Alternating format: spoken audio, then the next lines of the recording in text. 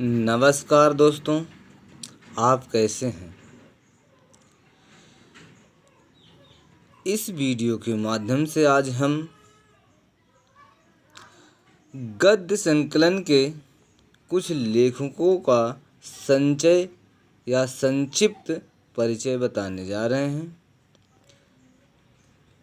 Copy pen लेकर बैठ जाइए और इसको लिख लीजिए। देखिए, मैंने ये तालिका बनाई है। इस तालिका के माध्यम से जन्म स्थान, भाषा, शैली और कुछ उनकी रचनाएं लिखा है, तैयार किया है इस तालिका के माध्यम से। क्या है, संक्षिप्त परिचय मैंने लिखा है, बहुत विस्तार से नहीं। सबसे पहले आप भी अगर इस तालिका के माध्यम से तैयार करना चाहते हैं तो तालिका बना लीजिए। यदि तालिका नहीं बनाना चाहते तो कोई बात नहीं, क्रम से लिख लीजिए। देखते हैं, सबसे पहले लिखा है, तालिका बनाई है कि ये लेखक का नाम है, फिर जन्म स्थान है, फिर भाषा है, इसके बाद उसकी कैसी शैली है, किस शैली में लिखा है, इसके बाद क्या है, प्रमुख उसकी रचनाएं हैं। तो हम देखते हैं सबसे पहले आचार्य रामचंद्र शुक्ल को। क्या है, आचार्य रामचंद्र शुक्ल। इनका जन्म 1884 में हुआ और इनकी जो मृत्यु हुई 1941 में हुई। इनका जन्म स्थान है अगोना, बस्ती में पड़ता है। किसे? बस्ती जिले में पड़ता है अगोना। और इनकी भाषा क्या है? शुद्ध खड़ी बोली। आचार्य रामचंद्र शुक्ल की जो भाषा है शुद्ध खड़ी बोली है। इनकी शैली है आलोचनात्मक है, गवेषणात्मक है, भावनात्मक है, संज्ञात्मक है। और इनकी जो प्रमुख रचनाएं हैं, चिंतामणि भाग 2, इसके बाद रस मीमांसा, विचार वीथी, हिंदी साहित्य का इतिहास और सूरदास, ये प्रमुख इनकी रचनाएं हैं। अब अगले कवि को देखते हैं। दूसरा कवि क्या है? हरिभाऊ उपाध्याय। क्या है? हरिभाऊ उपाध्याय। इनका जन्म 1892 में हुआ और 1972 में इनकी मृत्यु हुई। देख रहे हैं, 1892 और 1972। इसके बाद इनका जन्म स्थान क्या है, देखते हैं। क्या है? भौरासा ग्राम है, ये उज्जैन में पड़ता है। भौरासा ग्राम उज्जैन में। अब इनकी जो भाषा है व्यवहारिक खड़ी बोली है, व्यवहारिक भाषा और खड़ी बोली है। इसकी शैली देखते हैं। क्या है? वर्णनात्मक, विवेचनात्मक और वार्तालाप की शैली है इनकी। इनकी प्रमुख रचनाएं क्या हैं, देख रहे हैं। बापू के आश्रम में, सर्वोदय की बुनियाद, पुण्य स्मरण, मेरी आत्मकथा, ये हरिभाऊ उपाध्याय की प्रमुख रचनाएं हैं। अब अगला देखते हैं। अगला है कवि जयशंकर प्रसाद।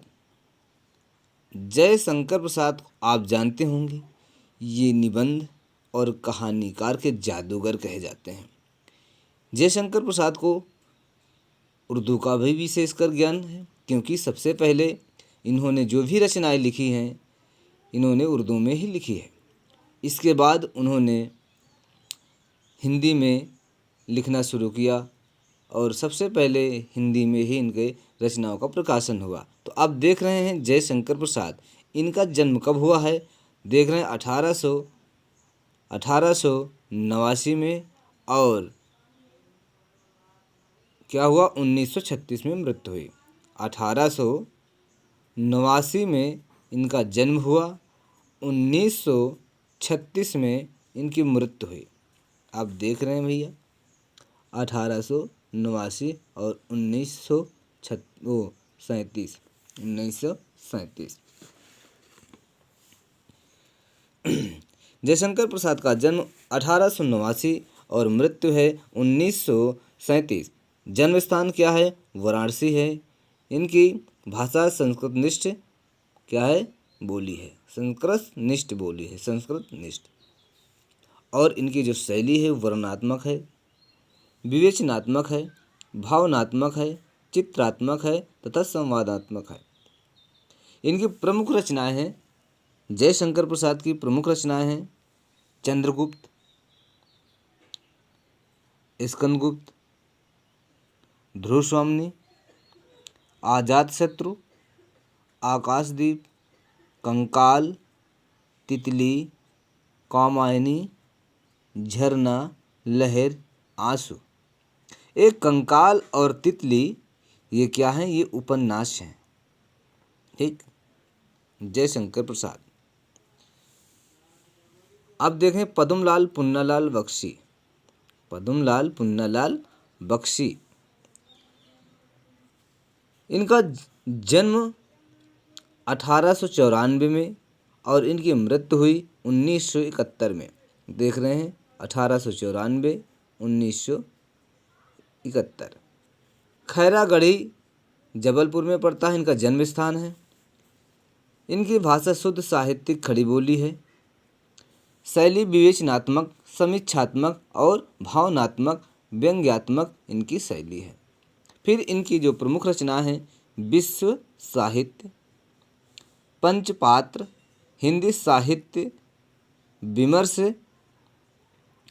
विमर्श, पद्य भवन, कुछ प्रबंध, परिजात, ये इनकी प्रमुख रचनाएं हैं। अब अगला कब देखते हैं, गुलाब राय। बाबू गुलाब राय का जन्म 1888 में हुआ और इनकी मृत्यु 1963 में। देख रहे हैं 1888 और 1963।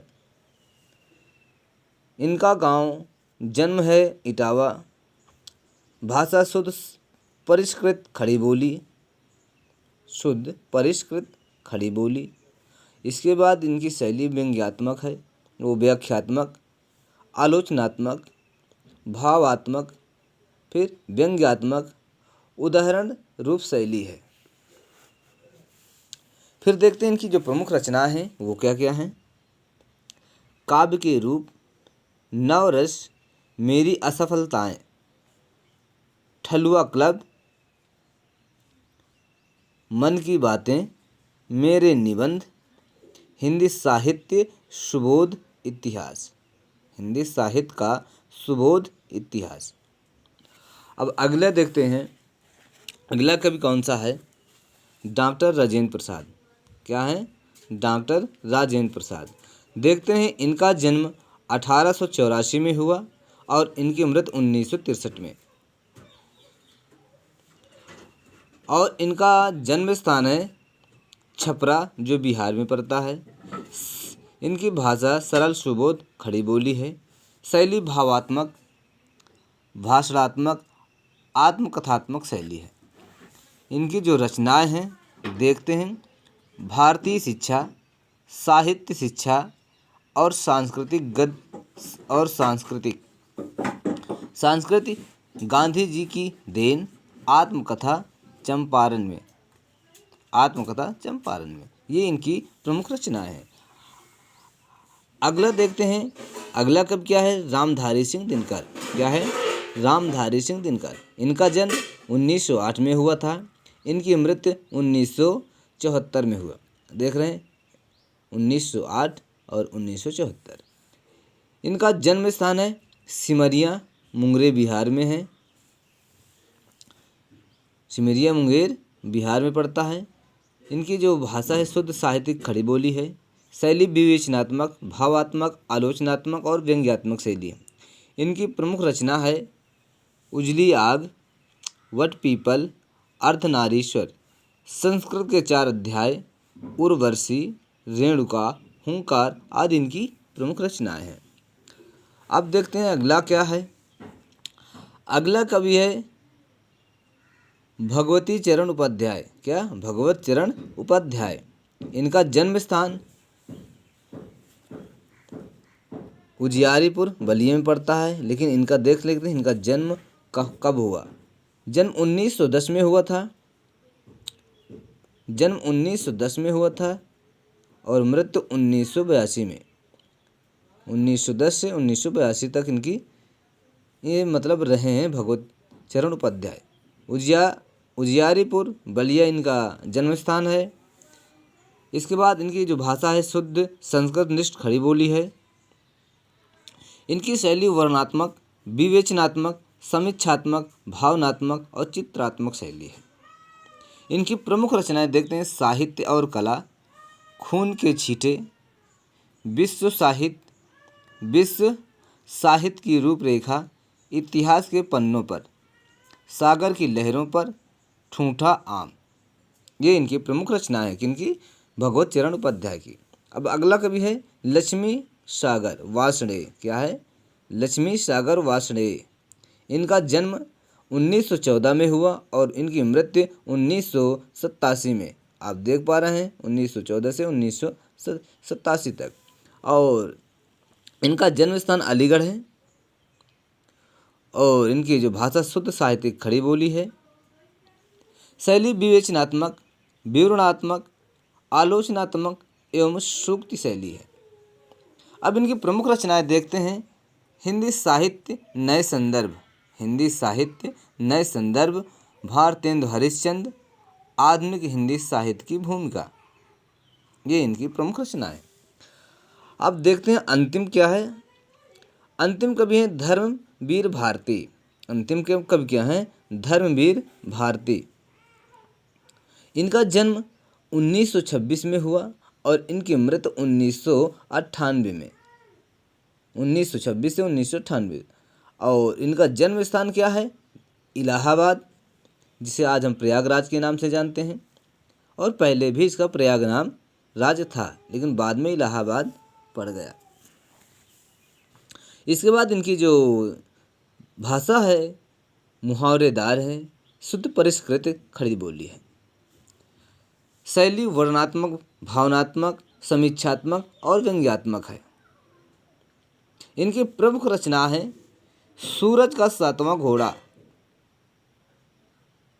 गुनाहों का देवता, ठेले पर हिमालय, नदी प्यासी थी,